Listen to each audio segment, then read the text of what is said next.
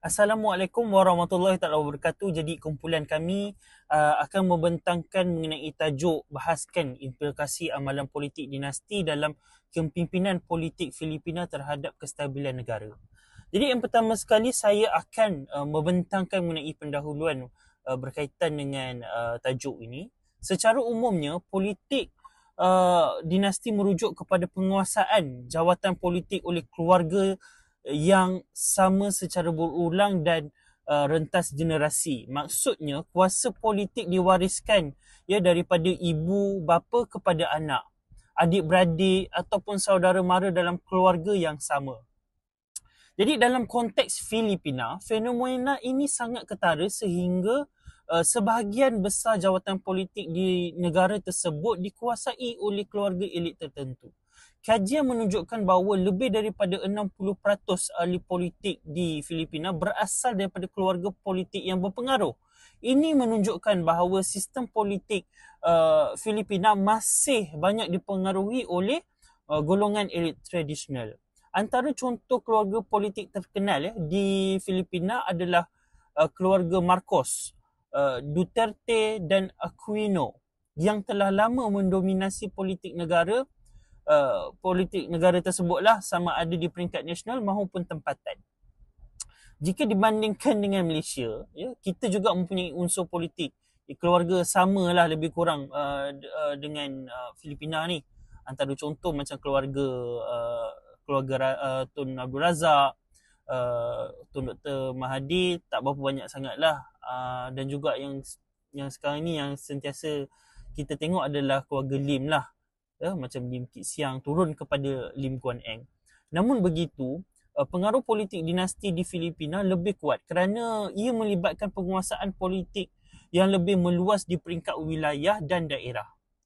Di Malaysia, persaingan parti politik masih agak kuat dan institusi politik masih memberi ruang kepada pemimpin baharu untuk muncul. Tetapi di Filipina, kalau kita lihat, sesetengah kawasan politik hampir sepenuhnya dikuasai oleh keluarga tertentu dalam tempoh yang sangat lama. Jadi selain itu, politik Filipina juga saya lihat ataupun kami lihat turut dipengaruhi oleh budaya patron klien dan jaringan elit politik. Budaya patron klien ini bermaksud hubungan antara pemimpin dan rakyat dibina melalui bantuan kewangan, projek pembangunan atau sokongan politik sebagai balasan kepada undi dan kesetiaan rakyat. Dalam keadaan ini, rakyat lebih cenderung menyokong individu atau keluarga tertentu berbanding melihat kepada dasar atau ideologi parti politik. Maka perkara ini agak berbeza dengan Malaysia kerana politik Malaysia lebih banyak dipengaruhi oleh parti politik dan ideologi tertentu, walaupun unsur patronage itu masih ada, masih wujud. Sebagai contoh, di Malaysia, rakyat biasanya mengaitkan sokongan mereka dengan parti seperti UMNO, PAS, PKR atau DAP. Tetapi di Filipina, pengaruh individu dan keluarga lebih dominan berbanding kekuatan parti politik itu sendiri. Seterusnya, politik dinasti juga sering dikaitkan dengan beberapa masalah utama seperti kelemahan demokrasi, rasuah, ketidaksamaan pembangunan dan konflik politik. Dari sudut demokrasi, penguasaan keluarga tertentu menyebabkan peluang kepada pemimpin baru menjadi semakin sempit. Ini kerana keluarga politik mempunyai kelebihan dari segi kewangan, pengaruh dan jaringan politik. Selain itu, politik dinasti juga boleh mendorong kepada amalan rasuah dan penyalahgunaan kuasa kerana sumber kerajaan kadang-kadang digunakan untuk mengekalkan pengaruh keluarga politik tertentu. Jadi dalam jangka masa panjang, kita dapat lihat keadaan ini boleh melemahkan institusi negara dan mengurangkan keyakinan rakyat terhadap sistem demokrasi. Maka dari sudut pembangunan pula, kalau kita lihat, banyak kawasan yang dikuasai oleh dinasti politik di Filipina masih mengalami kadar kemiskinan yang tinggi. Ini berlaku kerana pembangunan sering tertumpu kepada kepentingan politik elit tertentu dan bukannya pembangunan menyeluruh untuk rakyat. Di sesetengah kawasan pula, persaingan antara keluarga politik turut menyebabkan berlakunya konflik dan keganasan politik. Maka politik dinasti di Filipina merupakan satu isu yang penting kerana ia bukan sahaja melibatkan soal pilihan raya tetapi turut memberi kesan besar terhadap demokrasi, pembangunan dan kestabilan negara. Oleh sebab itu, kajian mengenai politik dinasti penting ya untuk kita faham cabaran yang dihadapi oleh Filipina dalam usaha membina ekosistem politik yang lebih adil dan demokratik. Sekian, terima kasih. Assalamualaikum warahmatullahi wabarakatuh dan salam sejahtera. Bismillahirrahmanirrahim. Nama saya Muhammad Syakir Ifat bin Abdul Karim. Nombor matriks A201529. Pada hari ini, saya akan membentangkan mengenai konsep dan teori. Terlebih dahulu kita akan menelusuri apa itu konsep politik dinasti. Politik dinasti merujuk kepada pemindahan kuasa politik dalam kalangan kelompok keluarga yang terhad atau sama serta menikmati kelebihan elektoral atau kelebihan pemilihan berbanding bersaing daripada luar lingkungan keluarga tersebut. Ini bermaksud kuasa politik itu diwarisi secara turun-temurun oleh ahli keluarga atau garis keturunan yang sama dan pemilihannya lebih diutamakan terhadap mereka berbanding calon daripada luar. Politik dinasti pula dibahagikan kepada empat bahagian iaitu dinasti menegak, dinasti mendatar, dinasti nipis dan dinasti tebal. Okey, pertama sekali saya akan terangkan mengenai dinasti menegak. Dinasti menegak merujuk kepada perwarisan jawatan politik daripada satu generasi kepada generasi berikutnya, seperti daripada bapa kepada anak ataupun daripada suami kepada isterinya. Keadaan ini merujuk kepada jawatan yang diwarisi secara turun-temurun daripada contohnya seorang Perdana Menteri, kemudian anaknya pula dipilih sebagai Perdana Menteri yang berikutnya setelah bapaknya tamat tempoh penggal ataupun telah mengundur daripada jawatan tersebut. Seterusnya, dinasti mendatar. Dinasti mendatar berlaku apabila beberapa ahli daripada keluarga yang sama memegang pelbagai jawatan politik secara serentak dalam tempoh yang sama ada di peringkat tempatan maupun nasional.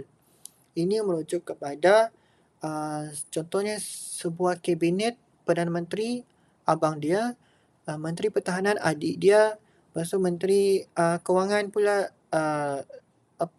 kakak dia dan ahli keluarga tu memegang jawatan yang dalam tempoh yang sama, dilantik secara dalam tempoh yang sama. Dan yang selain itu, dinasti nipis. Dinasti nipis merujuk kepada keluarga yang menguasai sesuatu jawatan secara bergilir-gilir merentas masa, iaitu apabila seorang ahli keluarga mewarisi kerusi yang sama setelah ahli keluarga sebelumnya menamatkan tempoh penggal. Ini merujuk kepada contohnya terlebih dahulu bapa dia yang menjadi Perdana Menteri, kemudian apabila bapa dia mengundurkan diri atau meninggal dunia atau telah tidak bertanding lagi, tamat penggal, kemudian dia mencalonkan anaknya pula dan rakyat memilih anaknya untuk menjadi calon yang seterusnya. Dan yang terakhir sekali adalah dinasti tebal. Dinasti tebal merujuk kepada keluarga yang menguasai beberapa jawatan politik dalam satu masa yang sama sehingga membolehkan keluarga tersebut meluaskan cengkaman mereka secara serentak di pelbagai peringkat pemerintahan. Ini yang saya sebutkan sebentar tadi seperti mendatar tadi, iaitu apabila ahli keluarga itu memegang jawatan secara serentak di contohnya dia juga abang dia jadi Perdana Menteri, adik dia jadi Menteri Kewangan, cucu dia jadi Menteri Pertahanan, pakcik dia jadi pengarah di sebuah jawatan secara serentak dilantik. Seterusnya saya akan mengulas mengenai teori patron-klien. Sebenarnya struktur politik Filipina dibina di atas hubungan dua hala antara pemimpin, iaitu yang merujuk kepada patron, dan pengikut yang merujuk kepada klien, di mana pemimpin menawarkan perlindungan, bantuan dan sumber kepada rakyat, manakala rakyat membalas jasa dan budi pemimpin mereka tersebut dengan memberikan kesetiaan dan sokongan politik kepadanya. Budaya penaungan ini turut diperkukuhkan lagi dengan nilai sosial budaya tempatan, khususnya konsep hutang budi atau dalam bahasa Filipina mereka sebut sebagai hutang nalop. Oleh itu, nilai ini secara psikologinya mewajibkan seseorang membalas budi kepada pihak yang pernah memberikan pertolongan kepadanya, yang kemudiannya mengikat kesetiaan pengundi terhadap keluarga politik yang dianggap sebagai penaung mereka. Secara rumusannya, saya boleh rumuskan bahawa teori patron klien ini merujuk pada pemimpin yang memberikan atau menawarkan perlindungan ataupun telah membantu rakyatnya. Kemudian bagi mengenang jasa pemimpin tersebut, klien pula iaitu rakyatnya mengundi mereka pemimpin tersebut sebagai lambang taat setia untuk membalas jasa mereka sewaktu pilihan raya kelak. Jadi lama-kelamaan terjadilah politik dinasti apabila klien-klien mereka terhutang budi dengan patron, seperti terhutang budi dengan bapa dia, kemudian bapa dia mencalonkan anaknya, rakyat pun mengundi anaknya kerana terhutang budi dengan bapa dia. Kemudian anaknya pun membuat perkara dan cara yang sama. Assalamualaikum warahmatullahi wabarakatuh. Nama saya Arsyadin bin Asmadi, bernombor metrik A200846, akan menceritakan tentang latar belakang struktur politik di Filipina. Pertama sekali adalah sistem republik presidensi, persekutuan perlembagaan yang dipraktikkan dalam struktur pentadbiran Filipina ini. Mereka berasaskan perlembagaan 1987, di mana era ini adalah pasca era diktator Marcos Ferdinand Sr. Dan kedua adalah pengasingan kuasa mutlak eksekutif, perundangan dan kehakiman. Bagi kedua pula, keunikan sistem eksekutif dan legislatif. Eksekutif, presiden dan naib presiden dipilih berasingan, di mana kedua-dua jawatan tertinggi ini tidak dijalankan dalam pilihan raya yang sama. Bagi legislatif pula, senat dipilih nasional, iaitu secara besar-besaran merupakan batu lonjakan bagi presiden untuk memilih ahli senat mereka. Dan Dewan Perwakilan dipilih mengikut daerah seperti yang kita amalkan di Malaysia, iaitu mengikut parlimen. Ketiga adalah faktor pemangkin kod kerajaan tempatan 1991. Desentralisasi memberikan autonomi luas, bajet dan kuasa kepada wilayah dan bandar, iaitu setiap pemimpin yang mempunyai kuasa di sesetengah wilayah dan bandar mereka. Mereka juga mendapat pemerintahan ke atas kerajaan tempatan sendiri. Impak dalam mewujudkan ruang yang subur bagi aktor elit tempatan yang untuk mengukuhkan pengaruh sebelum melonjak ke kerajaan pusat. Yang terakhir adalah akar umbi sejarah mereka, bermula daripada kelas elit Principalia zaman Spanyol dan Caciques Clan Agrarian zaman Amerika. Kegagalan Kongres meluluskan Undang-Undang Anti-Dinasti Perkara 2 Seksyen 26 kerana konflik berkepentingan, iaitu kerana Filipina ini sangat sebati dengan politik dinasti mereka.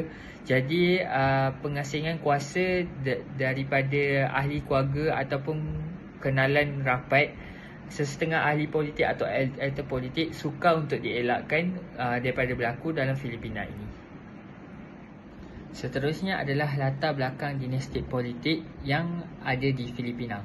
Pertama sekali adalah dinasti Aquino di Luzon Tengah.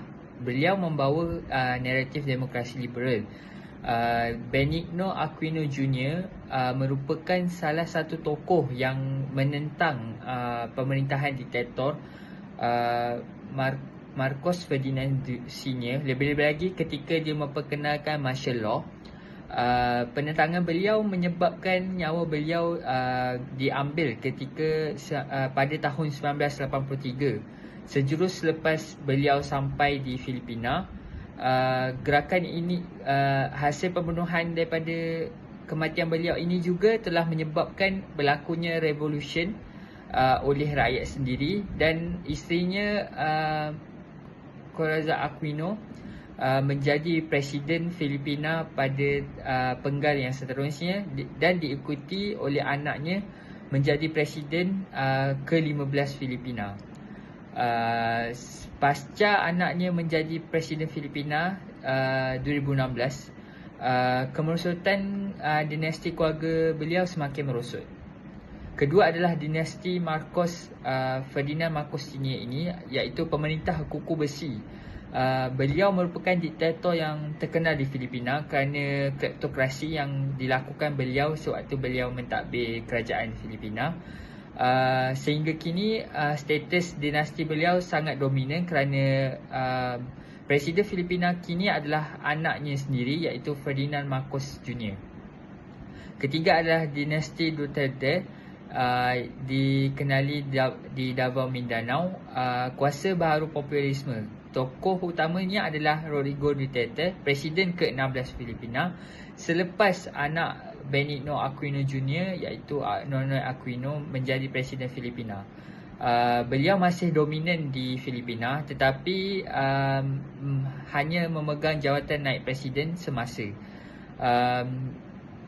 Berikutan kuasa politik yang ada dan pengaruh politik yang ada pada beliau mempunyai membina kekuatan melalui politik luar wilayah, tidak menekankan dalam kawasan bandar, untuk mencabar elit tradisional yang ada di Manila.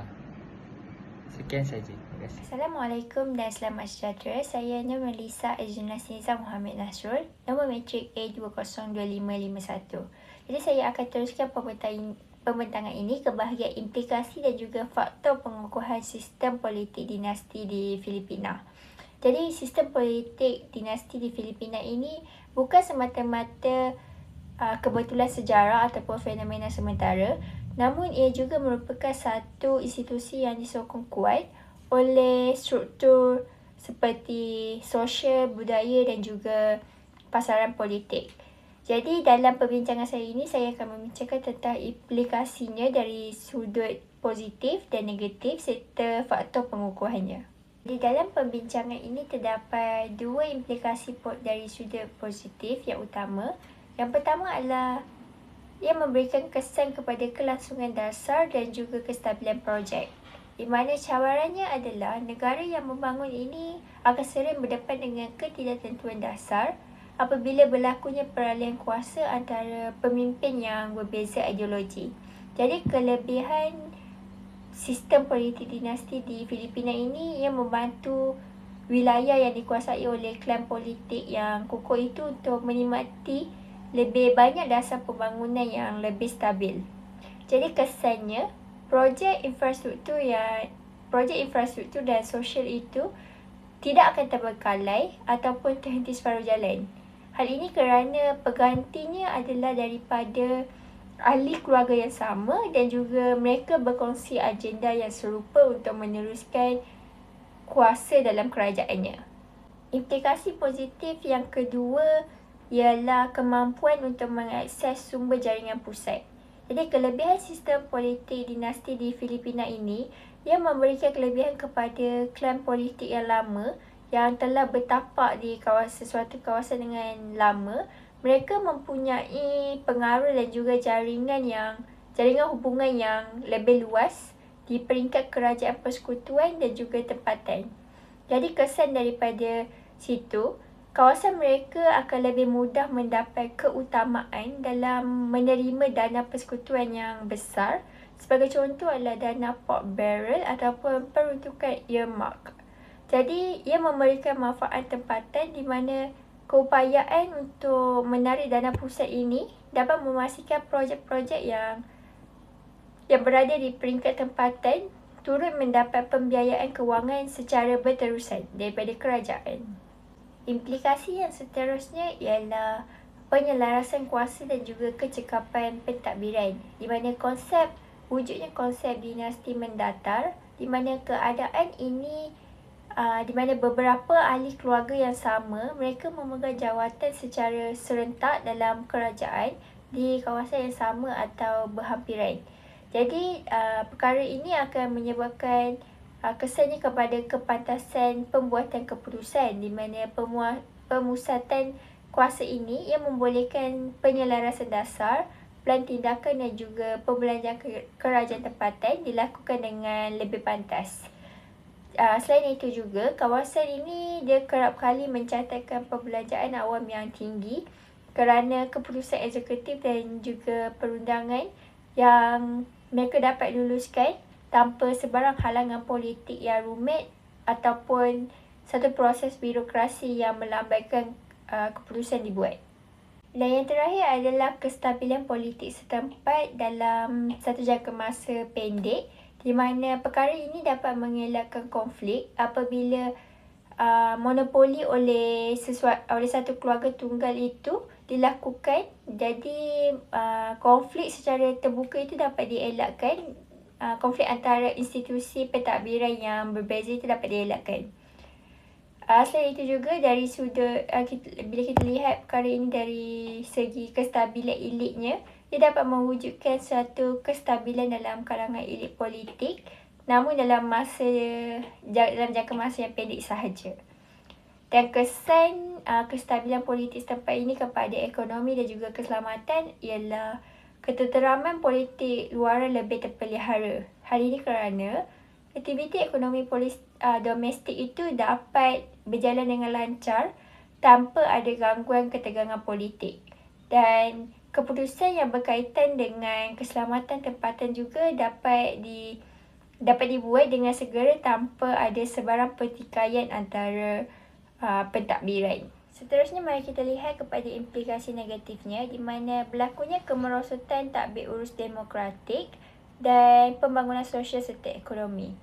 Di mana dalam ini berlakunya nepotisme dan juga kronisme, di mana kualiti pentadbiran kerajaan merosot kerana pelantikan jawatan itu dilaksanakan berasaskan kepada hubungan kekeluargaan serta kronisme dan bukannya merit.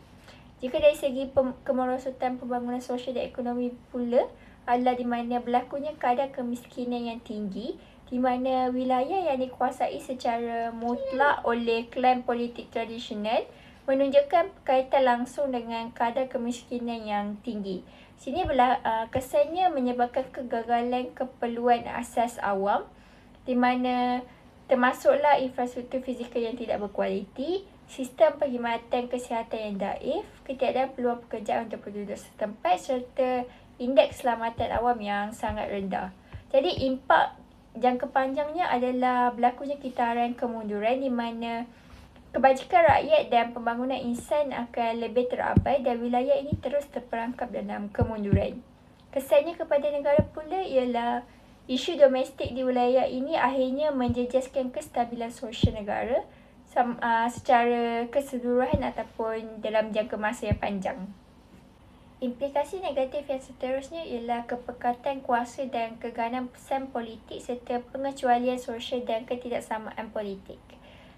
Kaitan langsungnya adalah dominasi kuasa dinasti yang besar ini, terutamanya di wilayah yang mundur dan terpinggir.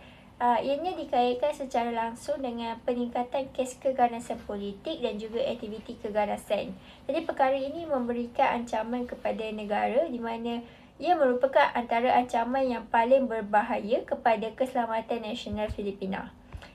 Dari segi pengecualian sosial dan ketidaksamaan politiknya pula, dia lebih mengetepikan minoriti, di mana dominasi mutlak klan politik ini dia melahirkan ketidaksamaan yang melampau serta mengecualikan kumpulan etnik, agama ataupun komuniti minoriti daripada akses kepada rangkaian elit. Jadi demokrasi Filipina akan tergugat, di mana saluran demokrasi formal menjadi lemah dan tidak bermakna kerana ditutup rapat oleh monopoli dinasti yang sedia ada. Jadi hal ini mendorong ke arah saluran yang bukan demokratik ataupun lebih kepada pemberontakan yang memberikan kesan psikologi kepada rakyat, di mana rakyat akan mula rasa kecewa, marah dan juga tidak adil berikutan kepada sekatan politik yang dilaksanakan. Jadi tindakan daripada rakyat akan menyertai gerakan pemberontakan bersenjata, lebih melibatkan diri dalam konflik antara puak dan juga terlibat dalam aktiviti keganasan lain. Jadi impak jangka panjangnya, amalan dinasti ini dia secara tidak langsung menyuburkan dan memanjangkan lagi konflik bersenjata di Filipina. Implikasi negatif yang terakhir ialah ia mewujudkan perangkap kemiskinan struktur jangka panjang di mana berlakunya kesan bercampur antara bandar dan juga makro negara. Hal ini menyebabkan pengecualian di bandar kerana terdapat hujah bahawa di beberapa kawasan bandar yang maju, dinasti politik ini boleh memacu pembangunan ekonomi yang lebih dinamik dan membuka sedikit ruang persaingan. Realiti makronya, walau bagaimanapun pola secara menyeluruh di peringkat nasional tetap menunjukkan kesan sebaliknya di mana kemunduran terus berlaku. Yang kedua adalah kitaran simbiotik kemiskinan di mana kebergantungan dinasti ini menyebabkan elit politik memerlukan masyarakat yang miskin untuk mengekalkan sistem naungannya. Daripada pihak rakyat pula, rakyat lebih kebergantungan rakyat di mana kemiskinan ini memaksa rakyat untuk bergantung kepada dinasti politik yang mengekalkan kuasa mereka dengan cara menawarkan bantuan material jangka pendek hanya semasa musim pilihan raya sahaja. Jadi ancaman jangka panjangnya ia akan menyebabkan kegagalan untuk mencapai pembangunan inklusif di mana kestabilan jangka panjang yang menyeluruh ini tidak akan terhasil selagi mana struktur asas ekonomi dan juga politik ini tidak dikaji semula.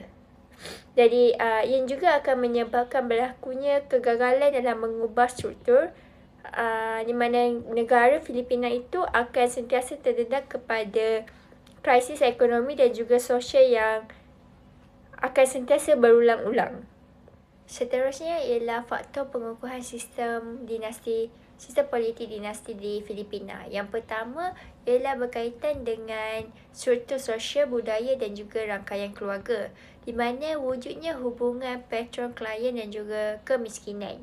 Hal ini menyebabkan berlakunya kitaran kebergantungan di mana persekitaran sosioekonomi Filipina dicirikan oleh kadar kemiskinan yang tinggi dan kemudian sosial yang sangat lemah. Jadi disebabkan kesempitan hidup, pengundi terpaksa untuk bergantung secara langsung kepada bantuan material ataupun kewangan atau barangan yang disediakan oleh keluarga elit yang berkuasa ini. Jadi di sinilah wujudnya hubungan yang mendalam antara patron dan juga klien di mana patron adalah pemberi elit dan juga klien adalah penerima ataupun rakyat itu sendiri. Selain itu juga wujudnya pengaruh nilai budaya atau dalam bahasa Filipinanya adalah hutang nalub ataupun hutang budi di mana ia merupakan satu ikatan psikologi di mana ia adalah kebergantungan ekonomi yang diperkukuhkan lagi oleh nilai budaya tempatan yang dipanggil oleh hutang nalub ataupun hutang budi yang mendalam. Seterusnya ia menerangkan tentang kesetiaan politik di mana secara psikologinya nilai budaya ini telah mengikat minda masyarakat dan membuatkan mereka merasa wajib atau lebih bertanggungjawab untuk mengekalkan kesetiaan politik itu di mana mereka perlu mengundi klan yang sama sebagai balasan pertolongan dan juga perlindungan yang diberikan oleh keluarga elit tersebut.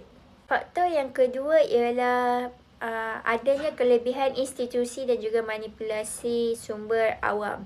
Di mana adanya kelebihan dalam penyandang jawatan, mereka dari segi kemenangan masa depan itu lebih terjamin kerana ahli dinasti yang sedang memegang jawatan semasa mempunyai kebarangkalian yang sangat tinggi untuk memastikan ahli keluarga terdekat yang datang akan memenangi pilihan raya seterusnya.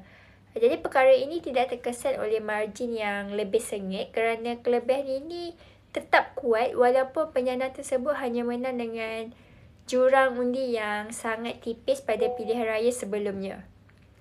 Kedudukan rasmi di dalam kerajaan juga memberikan penyandang tersebut akses langsung kepada 3 sumber utama negara seperti sumber kewangan, projek pembangunan dan juga logistik awam. Jadi mereka boleh memanipulasi semula strategi sumber awam tersebut.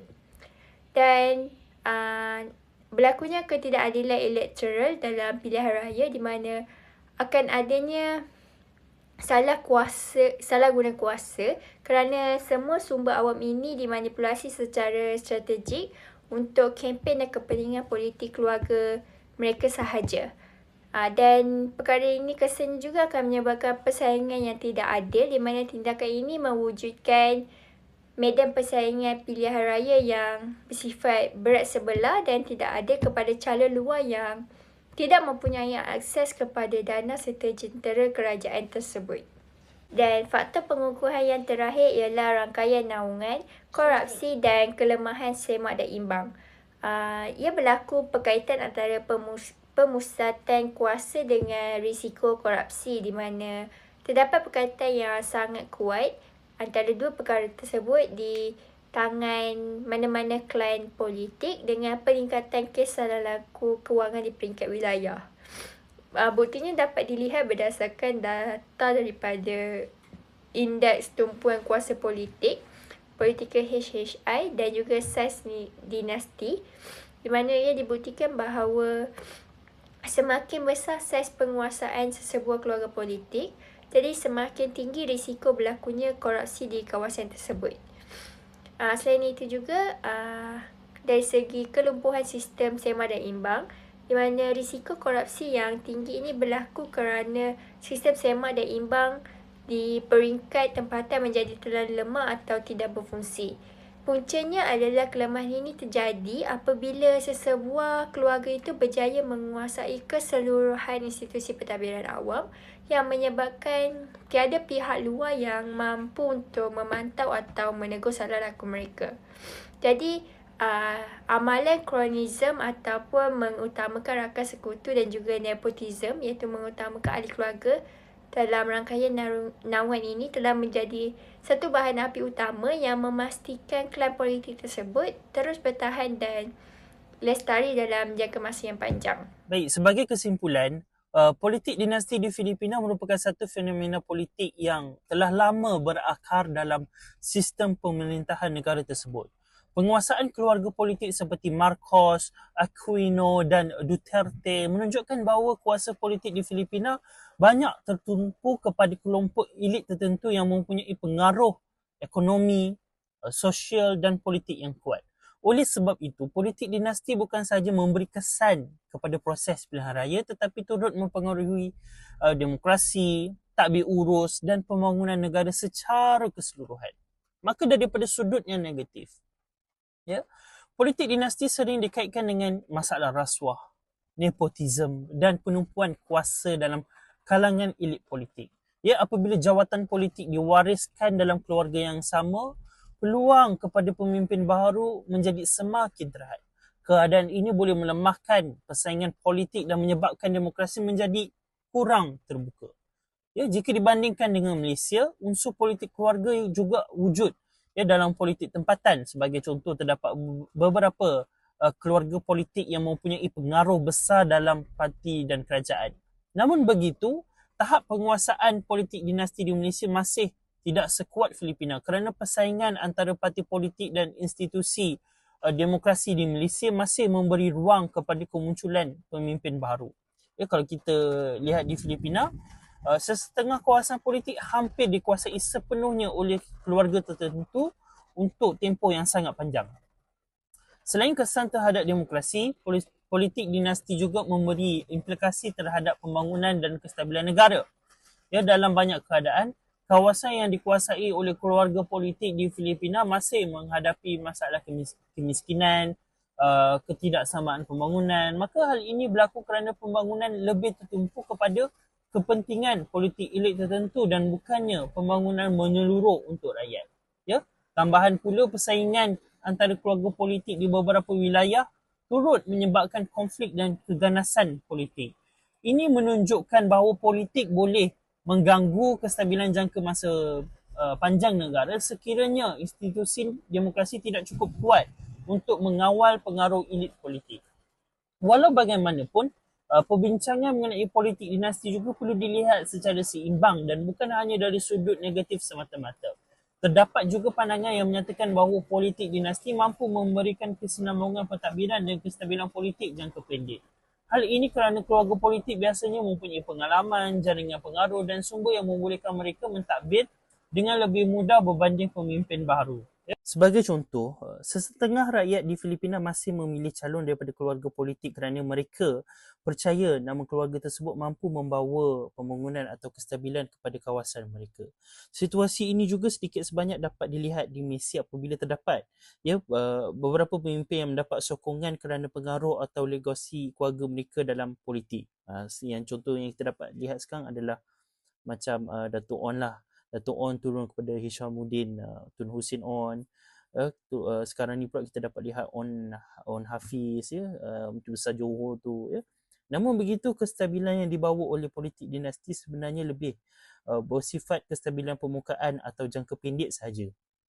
Dalam jangka masa yang panjang, penguasaan elit politik boleh melemahkan institusi demokrasi, mengurangkan accountability dan menghalang reformasi politik yang lebih menyeluruh.